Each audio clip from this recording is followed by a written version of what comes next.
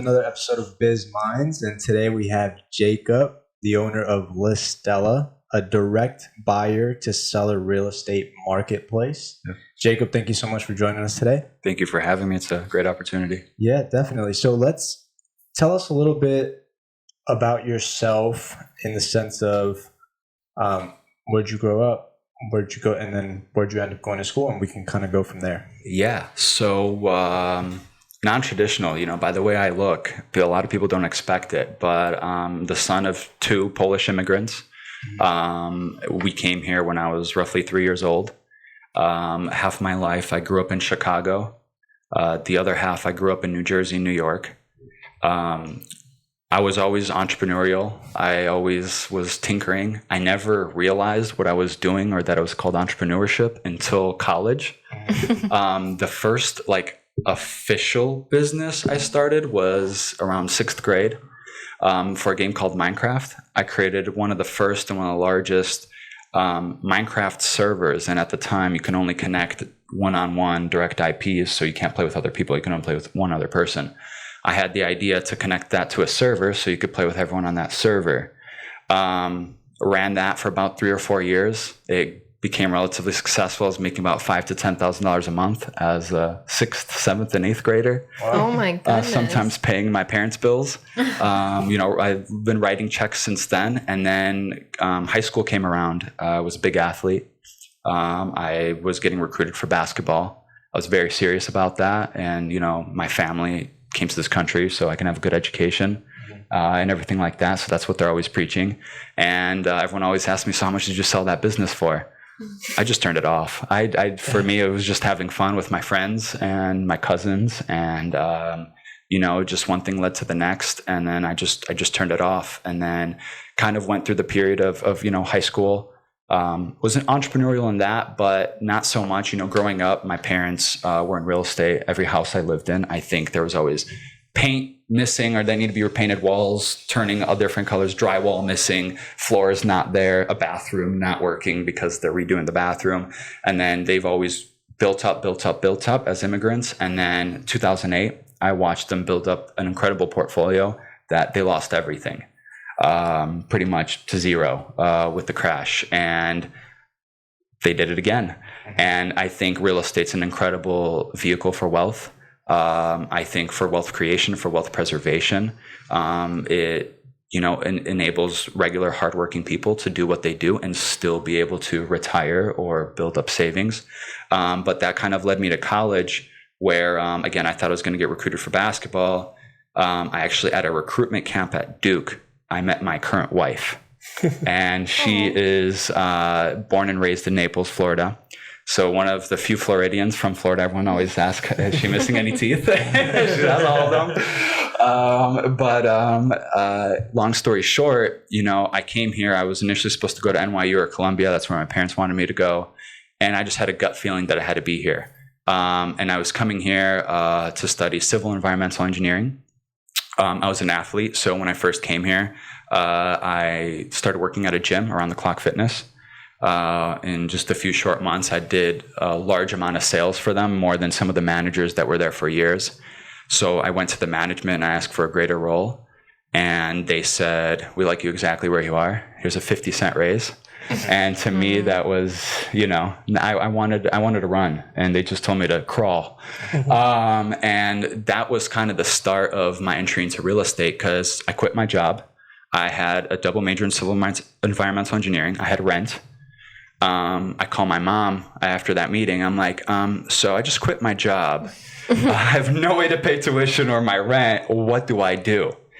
And they've always been in I never, realized what they were doing, but, they've been in real estate and all that. And they're like, listen, you're so good at sales. You're so good at working with people. You love architecture. That's why I was studying civil environmental engineering. I was getting my master's in architecture and become an architect and engineer in New York City. That was the goal. And here we are in New York City, right? So, double majoring civil environmental engineering, why not add a whole real estate license and a real estate school onto that busy schedule, right? What is sleep? So I did that, and I fell in love. I got recruited directly out of the office with a great mentor that I made. Within my first month, I had my first buyers. Within the first 2-3 months, I had my first listing. That turned into 3 more listings. This is all while I'm 18 years old. So you're talking about $20,000 each listing, $30,000 each listing, Wow. $15,000 each listing. I start getting to the point where I'm a freshman, sophomore, and I'm like, when the salaries of your professors, public information. And I had a situation where I had to take an exam, and they wouldn't allow me to come in early because they said I would give the other students the answers. And they said if they allowed me to take it after, other students can tell me the answers. So I said, well, and it kind of came to a point where I had to pick: am I going to pursue civil environmental engineering and pursue education, or am I going to focus on what just made me $60,000 in the past few months, which is how I'm funding my education? So I kind of came to a crossroads, and obviously I was making more than my professors, so I picked that. Because it was proven, it's tested. And I was dropped out for maybe like a whole 30 seconds. Dr. Kawanui from the School of Entrepreneurship, this program is very, very new, comes, runs me down, finds me, and enrolls me in entrepreneurship before I can even step off campus. And during that time, when I had my real estate license, I saw a big disconnect. During this time, a lot of transactions are, DocuSign isn't as big. A lot of transactions, when you have a buyer and seller, I have to go with paper contracts, get your signature, drive to the other person, get their signature, drive back to my office to record it all, and then send it out to everyone. Anytime there's any type of change. And of course, my first transaction was in Cape Coral, and I lived in Fort Myers. So I got to know the traffic on that bridge very well. And it adds on to that, and I mean, the other agent on the other side of the transaction had a flip phone, didn't know how to use a computer. So I was doing all the faxing, all the scanning, all the printing, all the everything. One transaction led to the next, and I had the oversight, and I was working not only on my individual transactions, but I was helping build real estate offices here. So, built out teams that went from 0 to producing 10, 20, 50, $60 million a year in volume, helping those transactions, helping with the marketing, helping with facilitating those. I mean, screwing in the nuts and bolts for the office, for the desks for everyone.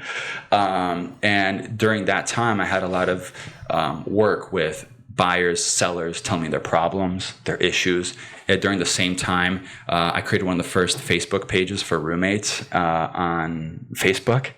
And I started seeing so many people going to Facebook to find housing, to find roommates, to find all these things.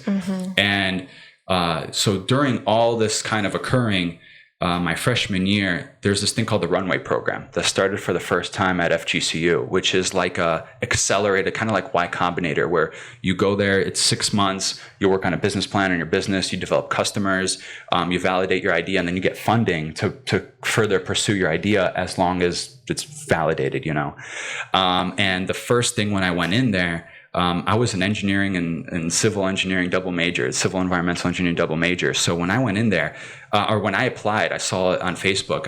I'm like, I'm not a business student. I don't know anything about business. Not even realizing that I started a fully functioning business in my, previous, as a middle schooler. I got into that program and I was sitting there. My goal was to sell $1 million houses. At that point, I was selling between like 300,000 and 800,000, which an 18-year-old kid probably should stick with that. Get a little bit of experience. But I'm like, I want to sell $1 million houses. I want to, be on $1 million listing. And I was sitting through the orientation, and Dr. Kawanui was talking about the mentorship, the resources, the funding. And I'm like, if all I do right now is just sell $1 million houses, which is something I can put myself on trajectory anyway to do, this would be a wasted opportunity. I'm like, what is the biggest thing I can do right now?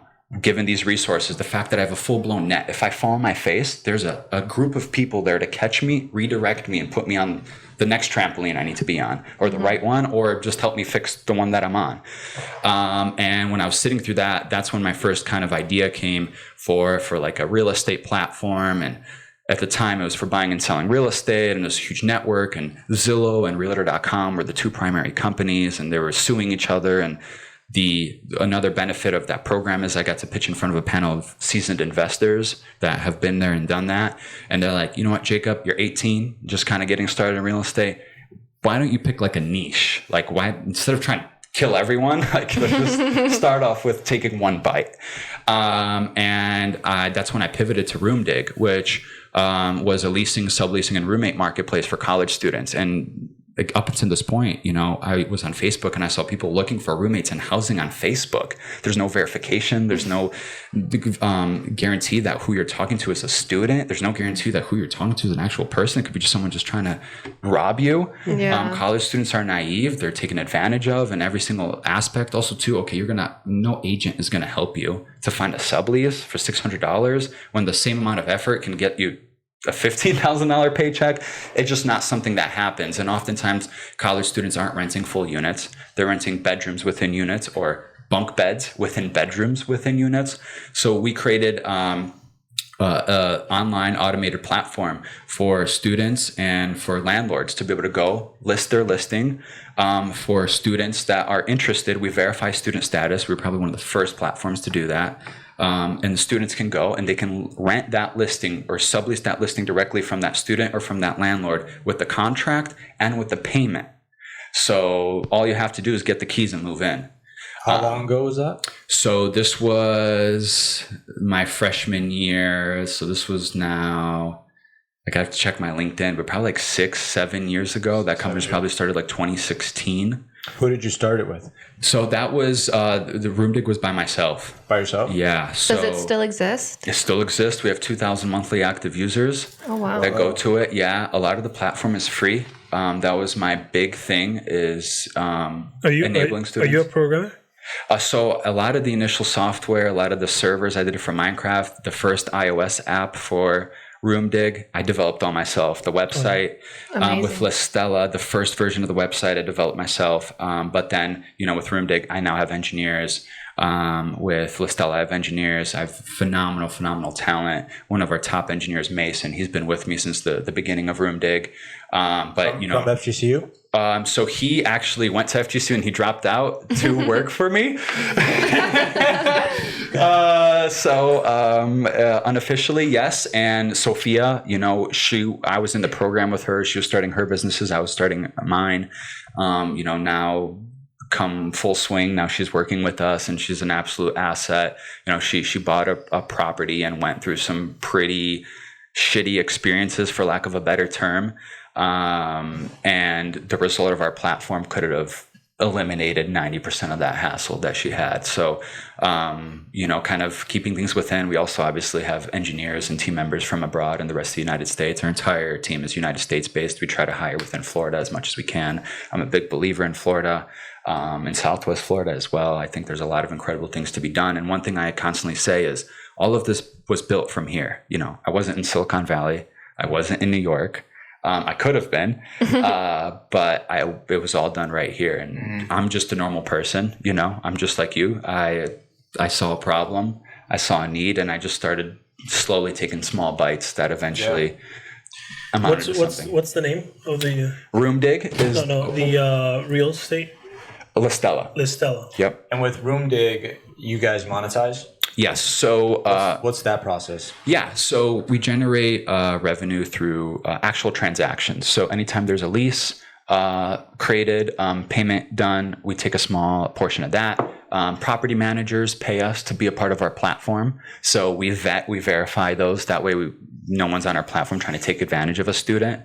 We know that these are usually student housing providers or have some type of credibility in a student housing space. Universities can pay us for roommate matching services or that type of stuff, but we try to take as much of the cost and offset it on the people that are generating revenue from this. You know, we might generate a little bit of revenue from a background check that a student might run. But yeah.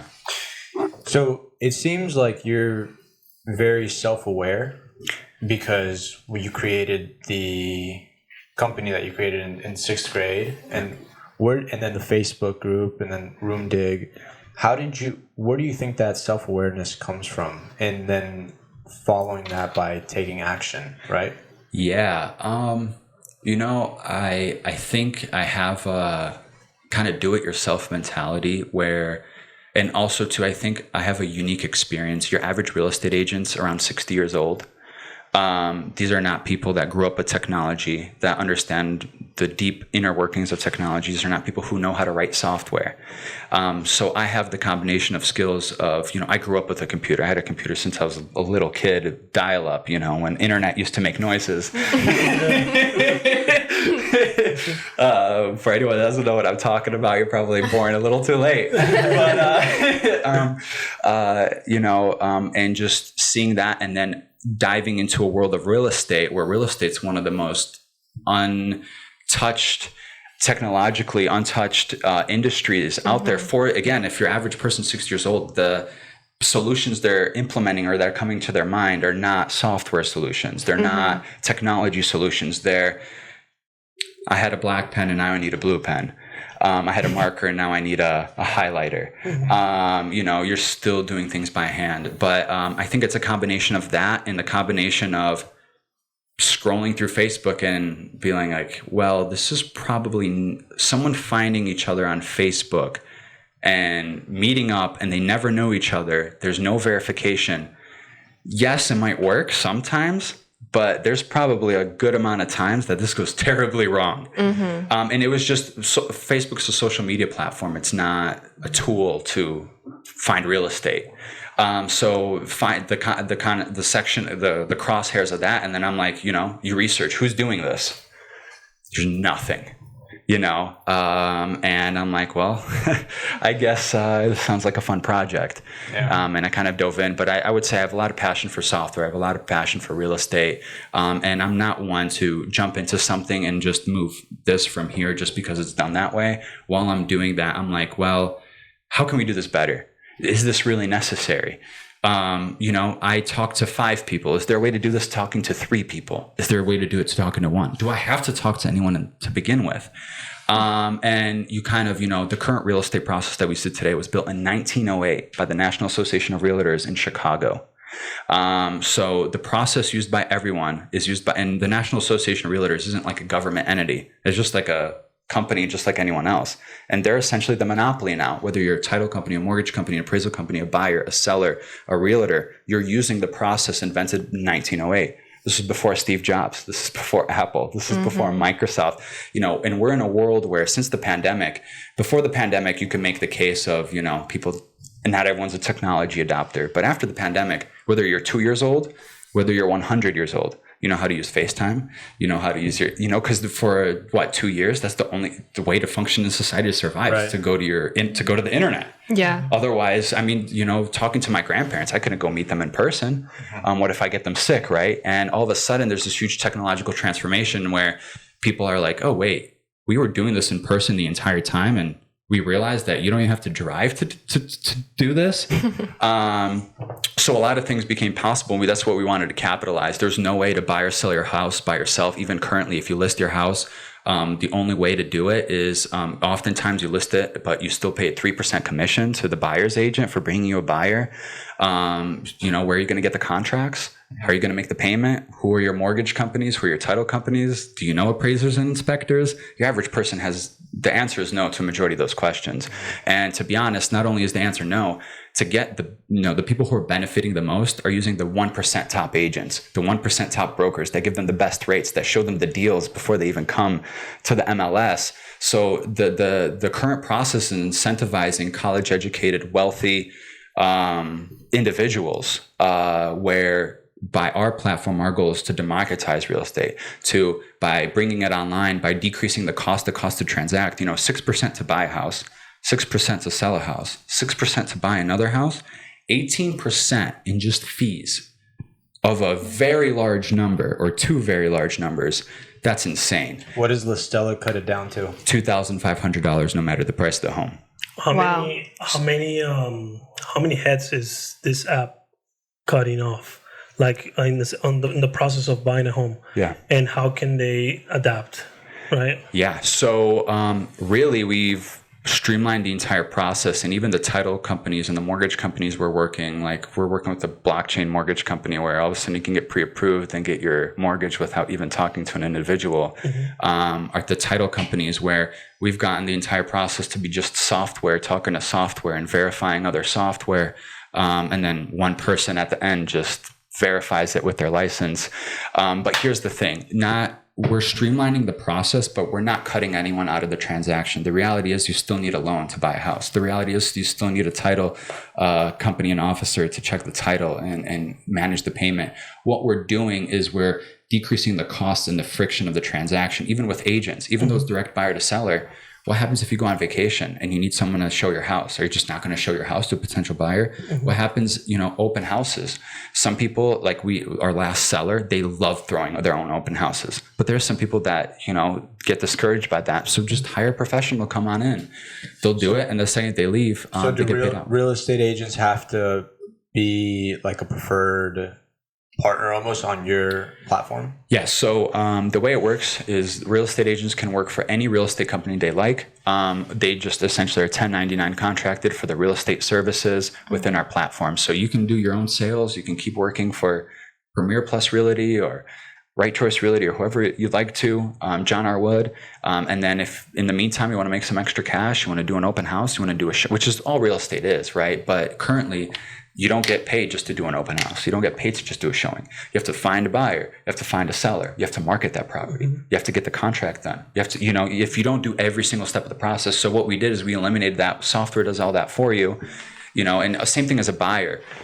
So one of the things that we did is we created a nutrition label for real estate. No platform currently offers the inspection and appraisal upfront for any buyer or seller to look at. So any buyer in our platform, any house that's listed on there, you see the full inspection report, the full appraisal, so you know exactly what it's worth. And that's the same appraisal inspection that's done at closing is done beforehand.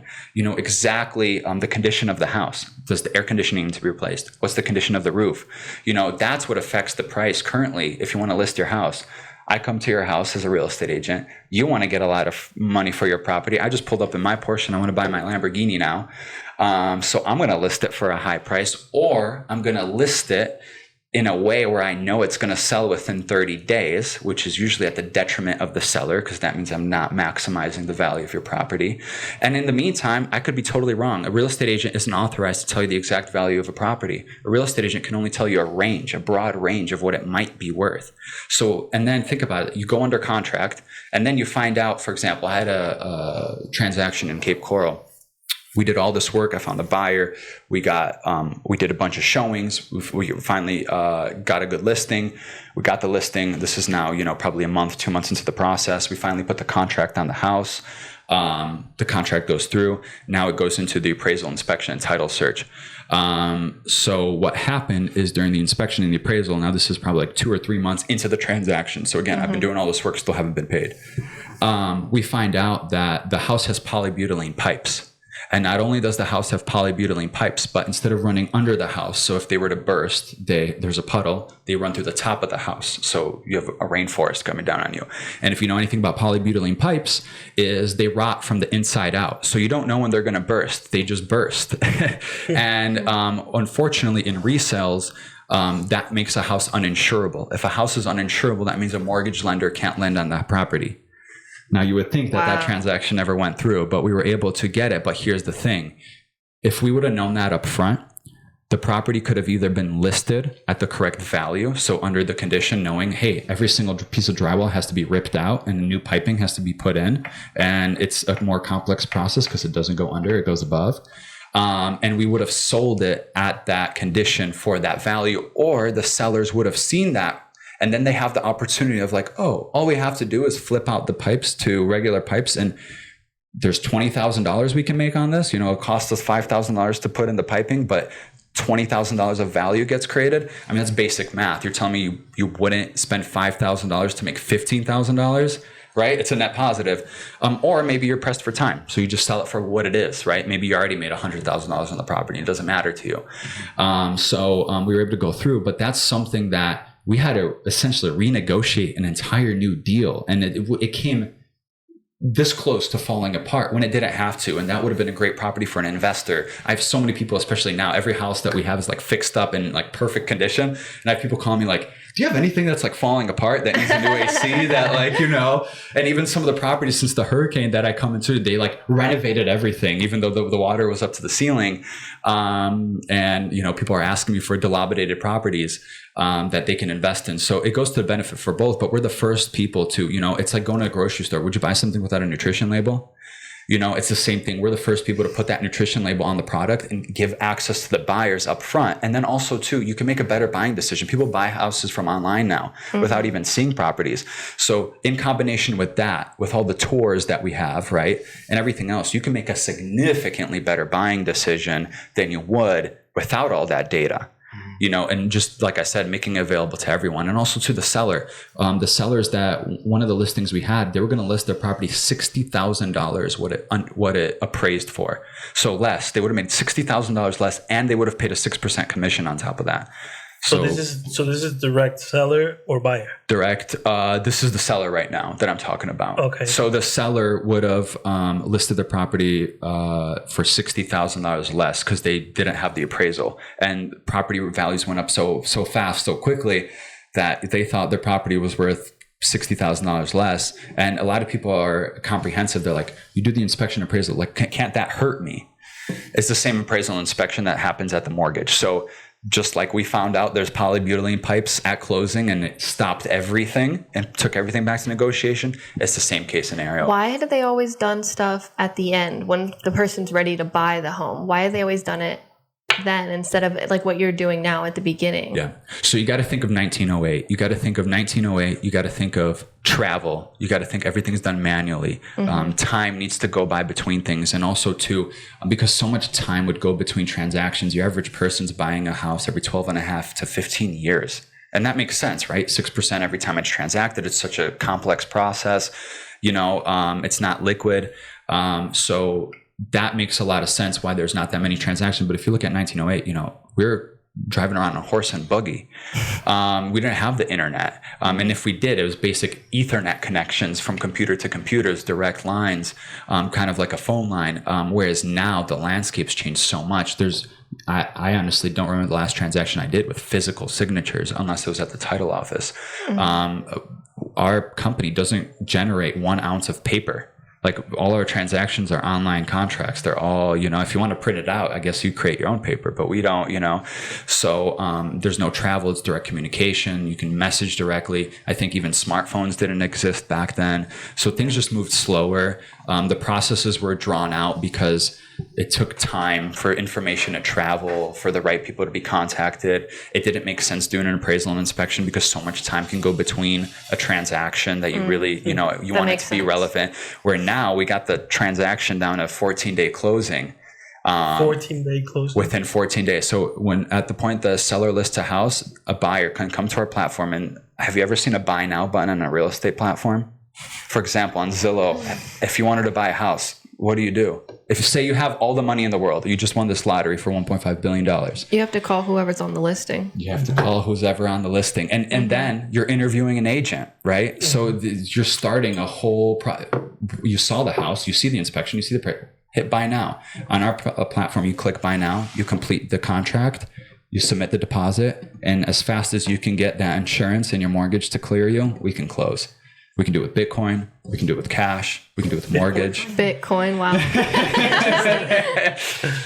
So when you were first starting with this idea of Listella, I'm assuming you've received, and you probably still do from certain people, some negative feedback, right? What is some of that? Is that because it's tech driven that people think because real estate has been a certain way since 1908 that just people aren't going to be able to list their homes on here? Or what's some negative feedback that you've received? Yeah, so I think there's two main things. One, a lot of real estate agents, real estate brokerages feel threatened. They feel like we're coming at them and we're attacking them, not realizing that we're really there for the for sale by owner community. We're taking a portion of the demographic that they never wanted in the first place.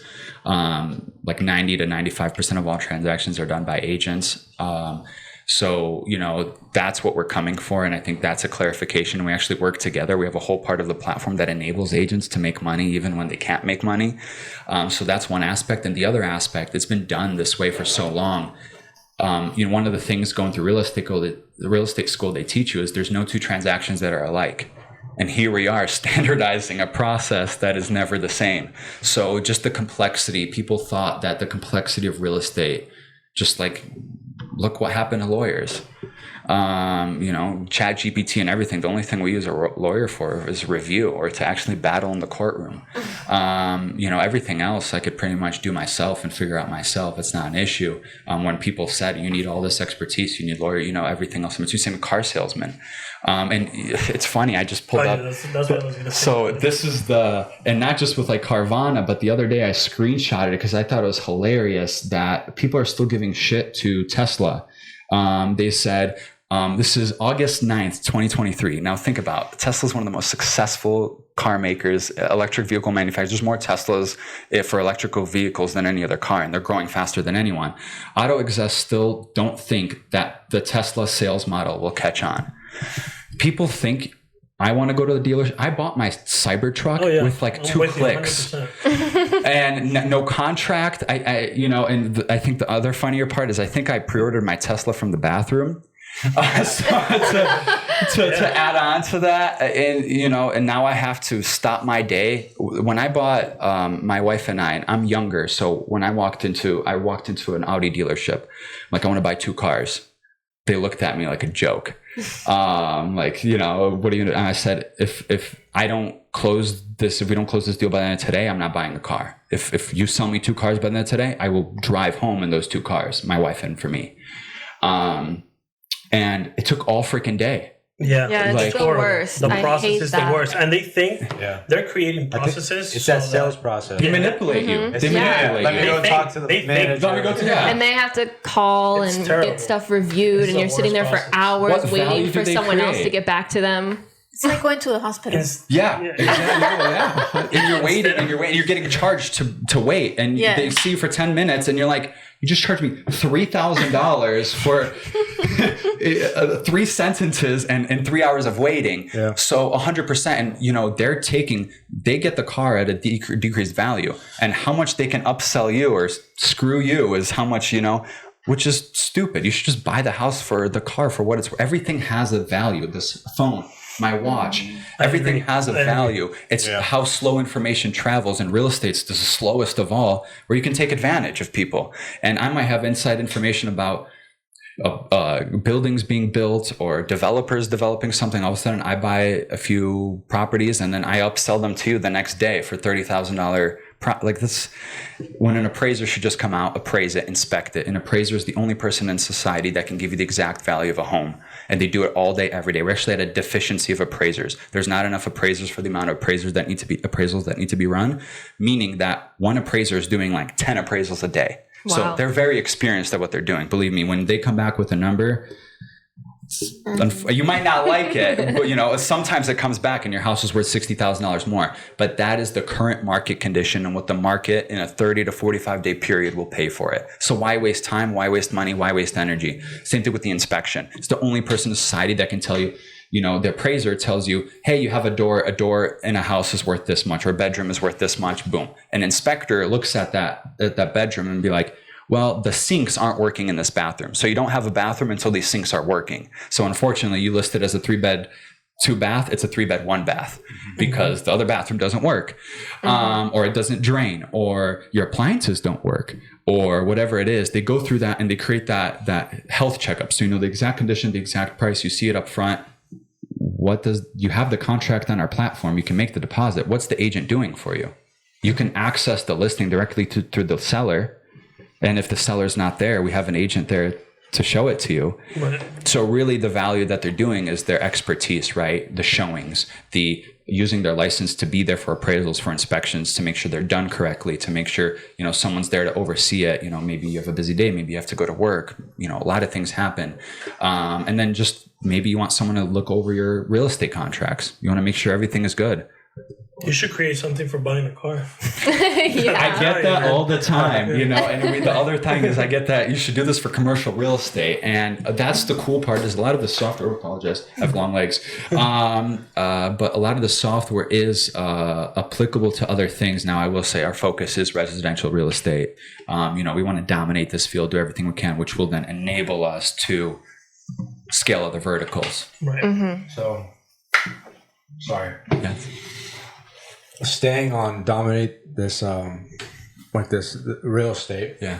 Is it fair to say that yes, you will knock out some brokerage companies, right? Yeah. And it's okay because you're solving a problem. 100%. 100%. Yeah. So the best agents we will not kick out. I believe the best brokerages, the best agents, and I think they're gonna be boutique. And I think, listen, if you're buying a house over $1 million, if you have money to spend on lawyers, on payroll, you can afford a $30,000 agent to do some work for you. But if you're an average person, if you're not just throwing out 30 grand like it's nothing, why are you doing it when you're buying a house? That's an extra bedroom you can buy. That's a better neighborhood you could be in. Yeah. That's college tuition for a kid. And in the case of the recent transaction we just sold, it was a Lee County sheriff that got to retire early. That's awesome. And they saved so much money through the commission that they even went on a 1 or 2 week Hawaii vacation. Aww. So, I mean, there's a lot of money to be saved and a lot of value that is created through that. And we still make money. We're still happy. You know, we get $2,500. $2,500 off of every transaction. Correct. We charge $499 up front, Okay. which kind of pays for the initial inspection, appraisal, title search, all that. So we don't go out of business. And then the $2,000 only if we close. And there's no, so if you right now sign with an agent, you're committing to a 6 months, 1 year contract, and you can't go work with another agent. If you do, the other agent's going to get compensated. With our platform, at any point you want to pick up your listing, go somewhere else. If an agent sells your listing, they're better than us. So is the main thing right now for your company, where you guys are at, is let's just drive a bunch of eyeballs to what we're doing? Is that the biggest? Because a lot of people don't even know this exists. Right. And they don't even know that. On both ends, right? On both ends. Because as a buyer, have you heard of a platform that gives you access to the inspection and appraisal that you can click buy now without contacting an agent, instantly sign the deposit, instantly sign the contract and put down the deposit? No. And take it off the market, right? And think about this. Sometimes people are like, what about bid wars and all that? That's very low chance. And oftentimes what we would rather incentivize is the first person to take that risk that's willing to buy that house. Not, okay, say there's a big bid war and you end up buying the property for $60,000 over the purchase value of what it is actually worth. You're gonna, I know the seller's gonna feel amazing, but you're gonna feel like screwed. And then when you go to sell that house, you're gonna lose that 60 grand plus the commission.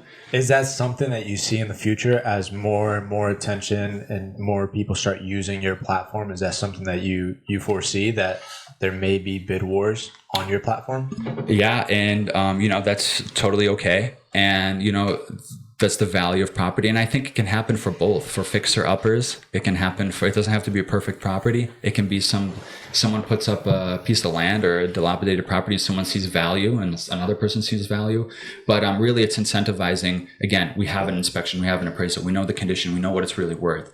The goal is to close as close to that as possible. So everyone feels good. We want to walk away with a net positive for everyone. You want to feel good about coming back to the table, doing it again. People often walk away from real estate feeling like they get screwed and that they never want to touch it. They never want to call an agent. I feel like real estate agents are almost more hated than car salesmen, because a car salesman might screw you out of 20 grand.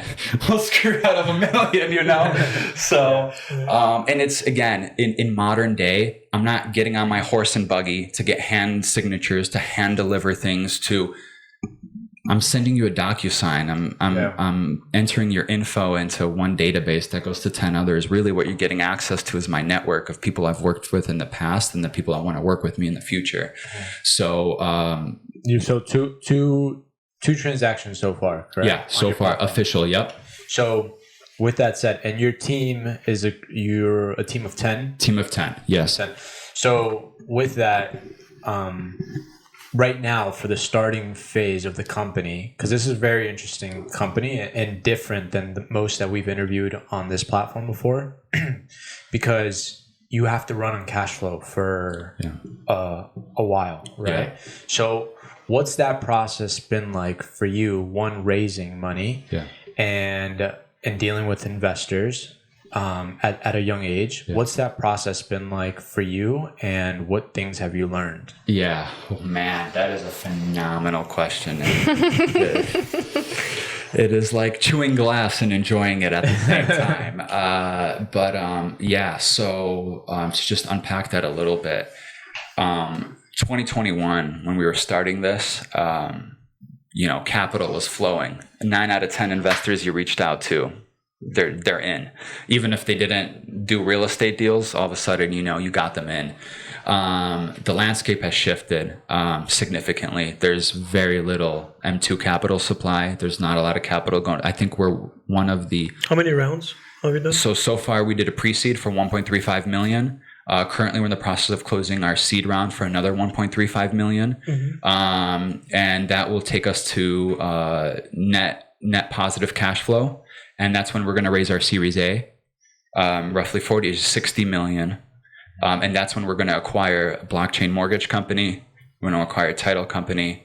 We want to automate the process even more.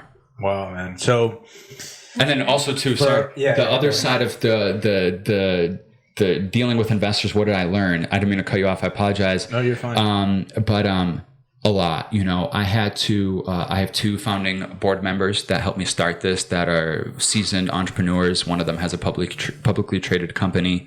The other is a hedge fund manager and venture capitalist themselves. I am young. That is, and for real estate, 26 years old, unheard of, especially doing the things that I'm doing. But I do believe I have a unique pool of talent that enabled for me to do this, that put me in front of someone that might be 60 and have no concept of software and things like that. So some people think it's to my detriment. I actually think it's to my benefit. Also too, like data and what's going on in the market. I check that every single morning. I utilize software to my advantage. A lot of people couldn't even tell you what the last transaction happened for. But very difficult being young, being in real estate, raising large amounts of capital for something. The first pre-seed round we raised with a pitch deck. I had no revenue. I had research. I had people that told me that this would be a good idea. I had a bunch of people that told me that this is impossible. And we raised the capital. Now I would say for every 10 investors we reach out to, 1 to 2. And not because we're not interesting as a company, but because they're not doing so well as a fund. They might have made some previous poor investments. They might not be. A lot of cash was deployed. So a lot of funds we've deployed our cash. Now we have the excess cash is to continually fund the most successful companies in our portfolio. So it's just fighting. But I believe we're the type of company, and the type of success we're having is we are the exception in this type of environment. We are the company that goes into an environment where no one's raising capital, and we still raise capital. And we're, like I said, 75 to 80% of the way done with our funding. I don't know how much I can mention based off of, the exchange and the SEC rules and all that, because it's a non-closed round. But it's still success. It's harder to do. It requires more work. But if anything, it just proves more. If we can make it through this, we're the ones. Are you raising as a loan format or equity? Equity, yeah. So and so for full venture capital, this we have a lot of this is engineering, and a lot of our platform, small scale, proving it, building it, developing it. We had to invent a lot of technology that doesn't exist, that you don't see on Zillow, that you don't see, but on our 100th transaction, once we hit volume, I mean, it scales really beautifully. Right. So how much equity do you own right now in the company? Yeah. So technically, so when we started, I set aside 20% of our entire company for employee stock option pool. It's very important to me that my team members are partners, not just employees, that they have skin in the game. So that was the first thing I did. I also have 2 founding board members, which took about probably another 10%.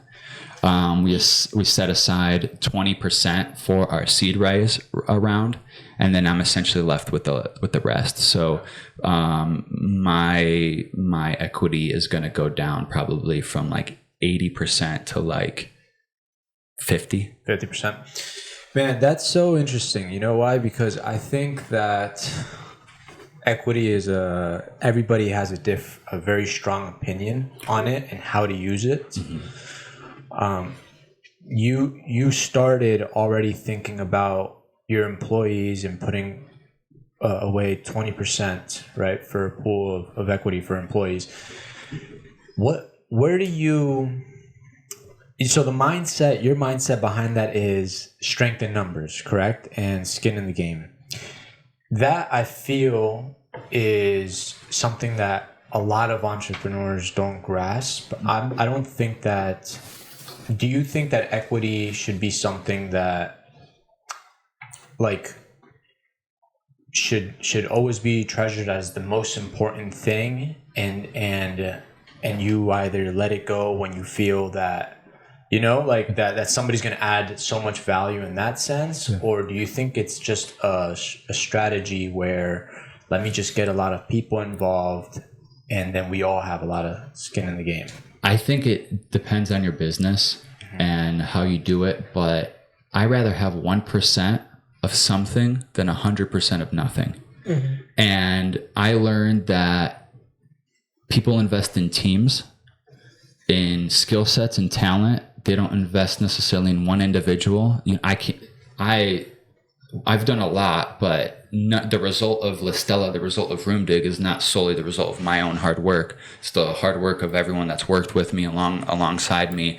And my biggest thing is this is going to win. This is going to win big. You will see us in New York. You will see us ringing that bell. When it does, I want my entire team to reap the rewards of that. Think about this. Say we sell the company for $1 billion just for fun. $200 million would go back to my entire team. You know, for me, I always judge my success by how successful the people around me are.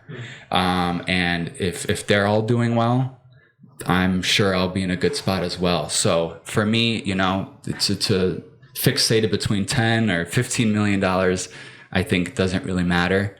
I think it's properly incentivizing, giving people, you know, something to work forward towards, to take ownership of. And when we exit, when we win big, I want them to win big. I want every Ferrari, Lamborghini dealership to be sold out. I want every Rolex to be sold out. I want every house within the vicinity of our office to be sold out. And when you see my team at a meeting, it's not materialistic, but I want you to know that our team is at Starbucks because you see 5 Lamborghinis lined up front. That's not what success looks like. That's what the result of a lot of hard work looks like. And so for me, I don't find the joy of me solely reaping those rewards and being that. But again, I think it's I rather own 1% of something really big and it become really big rather than have 100% of nothing. And with Roomdig, I made the mistake of bootstrapping too long, thinking I could do everything myself. When had I gotten venture capital involved earlier, I would have had less pain for a shorter period of time and more growth. And there's a lot of things you don't figure out till you hit scale, where your business was all the same. All of a sudden you go from 99 customers to 100 and all of a sudden everything changes. When you have capital, you can make those changes. When you don't have capital, sometimes those pivots are hard to make. So, again, I believe it's dependent on the business. Dependent on your ability to raise capital. You know, I wouldn't give away my entire company just to raise capital either. There's also incredible ways such as crowdfunding, you know, ways to get people involved. But if you can create an MVP, if you can show massive demand, you know, this is a company that doesn't work in small scale, although we can be successful just being in Southwest Florida or just in Orlando. This is something that becomes successful when 1 million people are using it. Yeah. And that's where the capital comes in. And also too, I think the more people that are part of something, the more chance it is to succeed. That's more energy going towards that. It's more people that want this to pay off. Especially for what you're trying to do. You're trying to go public, right? Yeah. I feel like that's the only way to do it. Like you need to get people on board and you can't just employ them. Yeah. You know, you have to make them part of it. You know? And that's, you know, it's all about the journey, you know, and that's also too, some of the smartest people in the world, they won't work with you if they don't have a skin in the game. Why are they going to give you their mindset and their ideas if you're just going to steal them from them, you know? So I think it's incentivizing in the proper way. So I think it enables us to get talent. I mean, we've had people from Amazon, from Snapchat, from the Department of Defense, from the Department of Justice, from corporate Coldwell Banker. We have engineers from realtor.com. You know, and so I really look to make the absolute best team. And if that means giving up, again, I can own 20% of the company or 1% of it. And it could be even my ownership could end up being a much bigger number than even if I owned 70% of the company, but it didn't get as far because we didn't push it as far and less people were involved. Do you have a timeline on when you want to crack some of these goals? Yeah. So right now our main goal is, cash flow positive.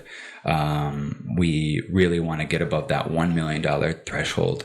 And then after that, really focusing on our Series A. So not just scaling what we've built, but increasing the verticals and expanding that automation to other fields, so we can continue going. And then, after the Series A, I'd love to think beyond that, but $40 and $60 million will probably take us a good amount, a good length. And then, Series B, Series C, eventually IPO. But really, it's just breaking off a little bit by little bit. Yeah.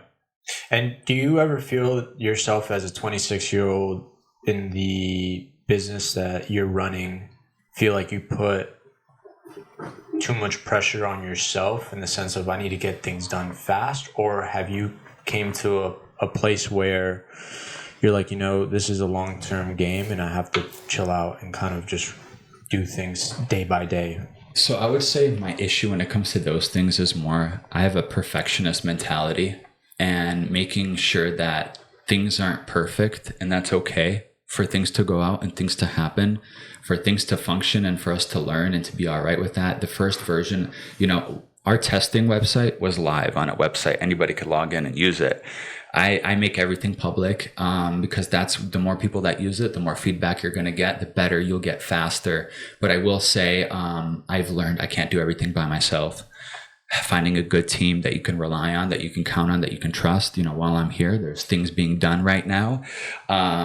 That's the most important thing, because this gets to a point where when you're scaling, it has to be bigger than you. And if it's not, then the company's never going to grow. So I would say right now, even I'm probably our biggest limiting factor, because we have to add some more people to, especially on the sales side and all that. I'm a big, things stop at me often, and until I approve it or until I do it, it's not going forward. So replacing that and knowing you can trust people and things will still get done. And it's okay if it's not perfect. Mistakes will be made. Yeah. It's just understanding that, Yeah. And what's your thoughts on, I see, some crazy stuff trend a lot on social media, and this idea of people buying businesses or buying into businesses as equity partners for $0, just with their expertise and what they bring to the table in the sense of knowledge and resources. Yeah. What are your thoughts around that? And would that be something that one, have you done, accepted somebody because of their resources and network, and $0? Or do you believe, no, for equity, an exchange of money always has to be made? I believe there should be a significant exchange of value, and the net investment of giving away that equity should make your company more valuable. So if that person is coming in and bringing a network of customers or revenue or partnerships with them, that could be valuable, or a company or technology. But I believe, if something's valuable, it's got to be worth something, right? And if it's a co-founder, I think that's a different story. Yeah. Right. And if you're from the ground up, but for the idea of, we don't even give equity to our advisory team. Our advisors that advise us are doing it for the goodness of their heart, and for early access to investing in our rounds. Right. And that's where you will find the benefit versus, I believe there has to be an exchange. If you're going to give away, equity is so precious and you can't get it back. You might as well get something for it. But I do believe also not just taking money. So I won't take money just because you have money. After that money is spent, there needs to be something left over. I need to be able to call you. I need to be able to contact you. I need to be able to ask for a favor, ask for a connection, and sometimes vice versa. But I think both need to play, and it also depends what a business needs. But honestly, money is kind of a big factor. King. Nothing beats cash. And at the end of the day, if you have a business, really, if it just needs to grow, really it's about putting fuel on the fire. And that fuel 99% of the time is cash. Yeah. And we talked about your team being a team of 10 people, and you guys were working out of your office here based out of Naples, and now you're mostly remote, correct? Yeah. What are your thoughts around how things have shifted since COVID, with big companies, a lot of them going remote, or even still having the office spaces, but they're not being occupied by the employees that much. What are your thoughts about that, and where do you see Listella when it comes to that? So I've done both in my past, where for Roomdig and for Listella, we've run in-person offices, and then obviously now doing things online. I will say there's a lot of time saved, a lot of efficiency. We focus more on ideas. We get more done. No one has to drive. No one has to commute. No one has to pack a lunch. All that's kind of there for you and done for you. Now, I believe the office space in the future, will we have an office space? Yes. Will I ever make it mandatory for anyone to come to that office space? Absolutely not. I believe office spaces are collaboratories, collaboration, places where people can come together, share ideas, communicate, work in groups, innovate, ideate.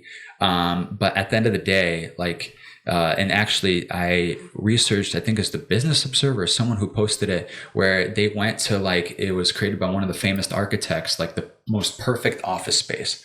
And the news reporter went there and worked on his laptop, right? And he opened his laptop and he's like, I have to be honest, I was supposed to stay there for 30 minutes and do work. 15 minutes, I closed my laptop and left. He's like, what I realized is working from your laptop is working from your laptop wherever the hell you are. Mm-hmm. So at the end of the day, if also too, the vice versa, that means that my team can live a better life. As long as we're getting work done, as long as we're accomplishing, as long as things are being met and we're operating at a high level, do I care if you're doing it from a cruise ship? Do I care if you're doing it from Hawaii? Do I care if you're... What about the idea of these office spaces? I think we talked about this, remember? Especially in tech, where there, a ping pong table, and some bean bags. That's my belief. I mean, that's what gets ideas, and actually in our first office space, if we ever got with to David too. Sorry to cut you off, but David actually mentioned to me, because we talked about this a couple of days ago too, that he was working for a company out in California. They had a skate park inside of the office. If you just want to be creative, they just take a 15-minute skate break. We come. So the reason why the reason why I bring this up is because my brother and I come from the food industry, and for us, it's like that doesn't exist. Yeah. For us, because now we're in the digital industry, and we're heavily involved, and we understand that it's a completely different industry, and because it's very creative. But I don't know if we are. Well, I can't talk for you, but I don't know if I'm on board with having a space, the whole playground. I feel like, hey, we're coming to work. Let's work. Not with everybody get to work. No, not like that. Be creative. Take your time. Nobody's gonna be on top of you. But I don't know how I feel about that.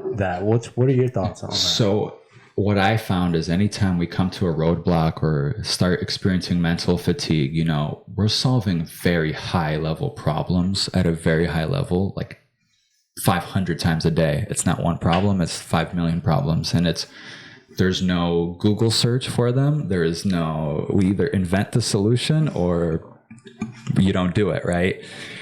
Where I found is when we go to play ping pong, when we go, I come up with some of my best ideas on walks. My engineers say they come with some of the best ideas in the shower. So I tell them to take frequent showers. Whatever works, whatever gets your ideas going. People think that sitting for 10 hours at a table is success, where I could actually prove to you that I could have fun for 4 of those hours and come back and go hardcore for 6 and get more done. You think that's creative. Just the way that we've been almost programmed? Like, hey, 9 to 5, these 8 hours. This is how. Here's my thing, and again, for example, our agents, they can't work from home. They can work in the area, but they have to go show up for a showing or an open house. So there's obviously that aspect to it, where some things you physically still need that service, unless we determine that, okay, we officially don't want real estate people, not just agents, but people. And that's we're a long time away from that, unless, we change things relatively quickly. But I do believe that there's a benefit to that. I think sitting just dulls you out a little bit. I encourage my engineers and my team that sit for long periods of time to be on those bouncy medicine balls. Or those, because you're constantly moving and your brain's working at a higher level. Even sometimes I start sitting in front of my computer. It's like hour 6 and I'm like, what the hell am I? You just feel like you're in a wormhole. And, I go for a quick walk with my wife and all of a sudden I'm like, solutions there. And it just that mental break. So I do believe in it. For me, the only offices are more for play, more for communication, team building, collaboration. If you want to get work done, just go home and open up your laptop. No one's going to bother you there. And type of that. And, for example, someone has to do phone calls and they're doing a phone call now, they're disturbing everyone else in the office. We had that too, where, our engineering and marketing team crossed over and all of a sudden people start distracting and someone gets a new car and everyone's outside looking at their new car. Meanwhile, we should have been at our desks working. But again, I do believe in the collaboration. I do believe in the pool tables. I do believe in the ping pong tables. I'm a participant in that myself. I think. Do the employees wear Listella shirts? Yes, they do. Yeah. Okay. Yeah. What are your thoughts? We have t-shirts, we have hats, we have Yeti mugs. How long is the breaks for? And do you all take them together, or you're working and the other one's playing ping pong, and you're like? So, are people clocking in, clocking out with Listella? So this is what I will say, and we do online remote work a little bit differently. We have core hours where from 9 to 5. We have stand-up meetings in the morning, and Monday, Tuesday, Wednesday, and Thursday, Friday, we have closeouts. I'm on every single of those meetings, where essentially you say what you were able to get accomplished that day, what you weren't able to get accomplished, what roadblocks you have, what you need to do. I do that with my engineering team, my marketing and sales team every single day. The idea is from 9 to 5. If I call you, if I FaceTime you, if a customer calls you, you're on. You're not washing your hands. You're not brushing your teeth. You're not, I get it. If you need to go for a walk, you better be on a walk because you're just writing a lot of code or working with customers. So there's still that seriousness of, hey, we need to get. We're here to get shit done. Because people are getting. This is a job. People are getting paid. At the end, we all have equity, so we either all sink together or we all swim together. We see where shore is. Yeah. We got to get to the shore. And it's up to us. And I think that's the cool part with equity is everyone has a bucket. If the ship starts sinking, everyone has tools to now prevent that boat from sinking. It's not just me that has to go and plug that hole. Yeah, it's not like there's just employees. There's like several owners and everybody's pushing the same, And everyone also looks out, hey, so-and-so, they haven't done anything for the past 2 days. Mm-hmm. That's a problem. You have several managers. That's what I was going to say. Because there's 10 of them, right? And it's your equity too. So while you're working, you want the other part of your equity to be working? How do those conversations go? And who's are you the one that's kind of clearing that up? Yeah, I have every single hard conversation. I encourage hard conversations. Listen, I understand stuff happen in your life. I understand people have kids. I get it. Sometimes your kid's sick, you got it. And I'm actually very understanding. I believe that, we should be empowering our life. I mean, if you're destroying your personal life just so the company can succeed, I mean, you're going to be miserable even after you get $10 million. Mm-hmm. So the goal is to enable both. And, again, it doesn't take 10 hours for things to get accomplished. It takes a few hours of just straight devotion. Again, we solve big problems, and some of these problems aren't solved in a day. So understanding that things take time, that quality results take time, that we might not get there overnight, and everyone thinks it's point A to point B, when in reality you go from point A to point C to point D to point F to point G to point Z, and then actually you ended up at B. You might even throw in a number there. You're like, what the hell, a 2? Those is all letters, So I think just understanding that and being willing to have open and honest conversations. If someone comes to me like, hey, Jacob, listen, my kid just had surgery. I need to be there for them. So I understand they're going to produce a little less, and understandably. But if there's nothing going on in your life, and the vice versa, if you have an issue going wrong, and I fired people because I FaceTimed them in the middle of the day and they're playing in the snow, or how do you fire someone with equity in the company? So it's a lot of it's based off vesting schedules. So vesting schedules, and then they have to acquire from Carta. So we're relatively early, so a lot of people are still earning a lot of their equity in the company, and that's still being built. But like they're working towards their equity. Correct, exactly. Right. It's not like they don't just get it instantly that day. I mean, they get hey, this is the amount of equity you can get. Yeah, correct. Okay. So you haven't had the same team since you opened? No. And how's your turnover? It's not high, actually. Really, the only turnover we see is with people that we hired that we thought were of a high skill level, but then maybe we're a little bit lower, where they're a little less capable or move a little slower. And unfortunately, we're a startup. We have. Isn't it what happens all the time? Is this people start like super high and they start sometimes, or through our process, they're able to answer questions correctly, and we have a very strict and stringent hiring process. Where you're not just telling us vocabulary words and Bing terms, you are showing us what you can do and what you bring to the table ahead of time. I mean, when you want to be a front-end engineer, recreate the front end of our website, and then we can have a conversation about you working with us. I love that. So you're a back-end engineer, great, solve an issue that we're having and show it to me, right? And then I also have to make sure that you did it and you didn't do it in collaboration with your other coding buddy, because I'm not hiring your other coding buddy, I'm only hiring you. Right. And if they're not always available, then I can't hire you. So it's just that. But really, once we get high performing, usually they integrate pretty well.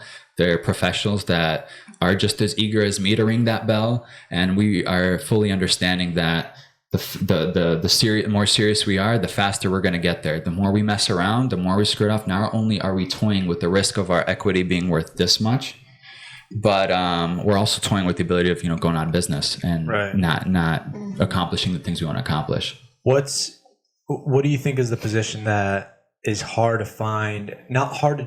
Well, yeah, the one that is hard to find someone good and keep them. Do you think it's the sales? So right now it's replacing myself as the buyer-seller agent and having someone, because a lot of the agents with the skill level that we're going after are making $500,000 a year just selling real estate. And it's very difficult to convince someone to come sub $100,000 with equity. Again, that equity most often is the 60th employee, Tesla, I think, made $30 million or some crazy amount. I mean, someone who painted Facebook's mural made $115 million. This is big money, but it is only big money if we make it big. Right. If we don't make it big, it's going to stay small. Right.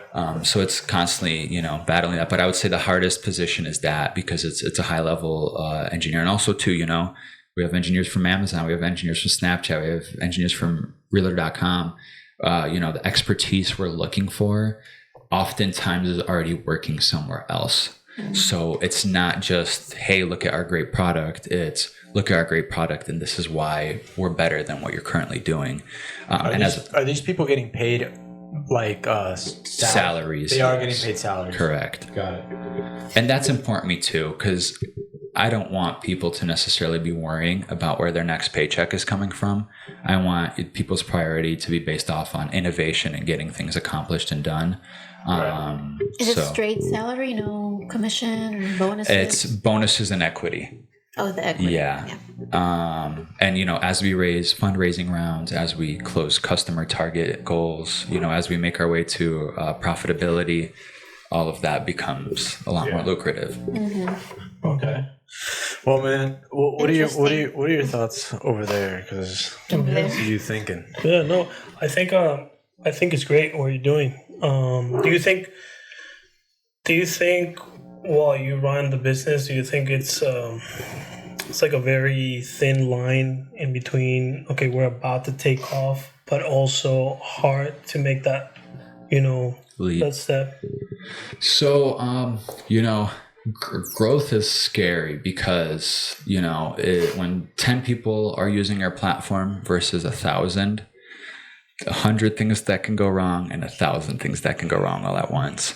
And it's just being prepared for that. To be honest, we've probably slowed down our growth a little bit on purpose, because this is real estate. These are contracts. Doing this properly is right. But now that we've got it right, I mean, the world's really our oyster, and it's just about making people aware that this type of platform exists, because once they do, they're like, well, I'm not going to use it. Why would I you know? Yeah. And some people, like, we also had one where it's funny because actually one of the agents I tried hiring as a buyer seller's agent for our company, one of my good friends, he's a very successful agent down here, also a FGCU graduate. There was a listing that he was fighting for and we were fighting for. And it was an older lady. You know, she didn't want to do anything herself. She just wanted someone to, she was willing to pay the money. She just wanted someone to like do everything for her. And, you know, in that situation, you know, it works out and it goes that way. But majority of situations, you know, people even enjoy doing their open houses. People enjoy doing their own showings. You have direct contact with the buyer that's buying your home, so you can have influence over that. You know, the seller knows more about their home and how it works and what's right and wrong with it than any agent will. You know, an agent just comes in and you tell me what about your house, you know? Mm-hmm. Yeah. So, but I think I answered. So scale, you know, definitely scary. It's definitely difficult, but if you built the right product up front, it should withstand the test of time, and it should just really scale. Now, again, what you do for your first 10 customers is going to be different. What you do for your next 100 customers is going to be different. What you do for your next million. Right. But just you make said 2 sales, you said, right? Yes. And how many listings? So it's $2.8 million in listing value. So I think 8 or 9 total with those 2 closings. Okay. Yeah. A lot of our listing volume is between 400 and 900,000. That's kind of our sweet spot. Obviously, the more expensive the house, the more money you save. Mm-hmm. You know, you get into the $1 million range, $10-20 million homes, you're saving Lamborghinis. Mm-hmm. You know.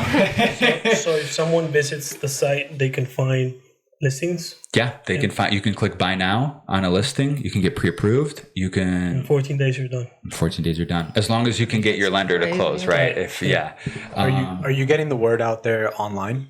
Like, are you running paid ads all over the place, or is that something that hasn't been? So we're going to be implementing that now with Google AdWords and searchability. And, you know, again, for the first half up until February, we're developing our platform using the feedback of the test transactions and the initial kind of users and test users.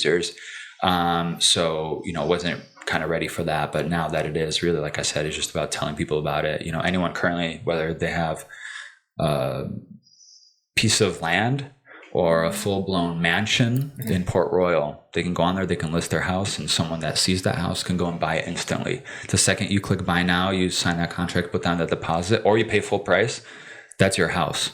Yeah. No one can take that from you. You know, yeah. So that's awesome. And then is there anything that you'd like to, before we wrap this episode up, is there anything that you'd like to leave off on? Maybe something that, like a piece of advice or something regarding your company? I'm just a normal person, you know. I'm just like you and, you know, all of you. What I'm doing is no different. It's just a bunch of small actions and a bunch of failure that ended up to a net positive. And I think I always think about failing forward and failing fast.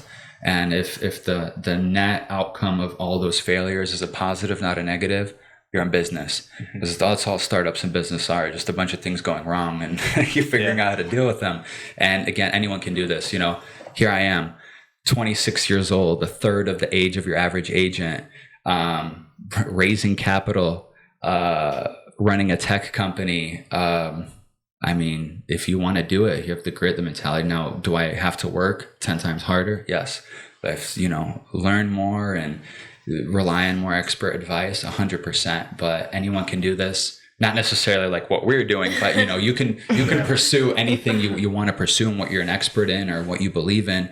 And oftentimes people think that they need to be these deep domain experts that are number one in their field, when in reality, it's just about realizing a problem and working your way towards a solution. And your customers will tell you if you're right or wrong. I mean, if they don't like what you're offering, you know, they're not going to use you, and vice versa. So, and then you get to the point where you get enough validation, you get enough traction with initial customers to prove what you're doing, that you're like, hey, let's take this from 10 people to 1,000 to 1,000,000, you know. I love that, man. Yeah. Well, Jacob, thank you so much for joining us today. We really, really enjoyed this interview. Thank you so much, man. Thank you for having me. I appreciate your guys' time as well.